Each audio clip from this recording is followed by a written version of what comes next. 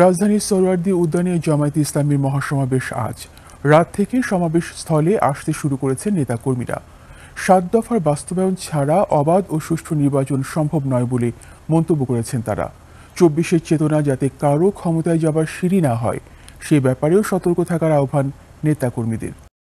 নির্বাচন যাতে অবাধ, সুষ্ঠু ও শান্তিপূর্ণ হয় সেজন্য ৭ দফা দাবিতে জামায়াতের এই সমাবেশ সামনে রেখে রাত থেকেই সোহরাওয়ার্দী উদ্যানে জড়ো হতে থাকেন নেতাকর্মীরা। বলেন, লেভেল প্লেইং ফিল্ড এখনো প্রস্তুত নয়।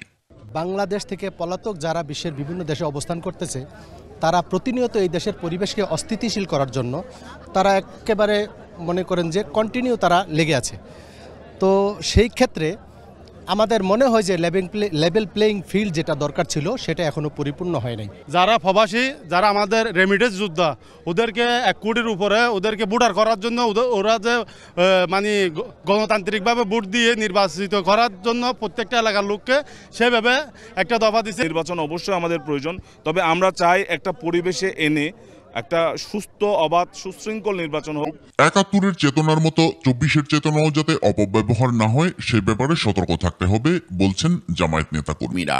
৭১-এর স্বাধীনতা নিয়ে অনেক বাণিজ্য হয়েছে, ক্ষমতা যাওয়া সিঁড়ি বানানো হয়েছে।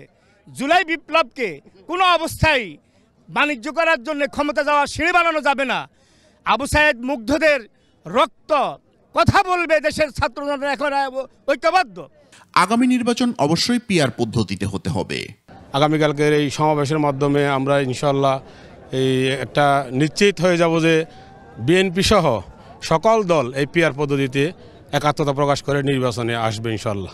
সমাবেশে জামায়াতের পাশাপাশি অন্যান্য ইসলামিক দলগুলোর নেতারাও উপস্থিত থাকবেন।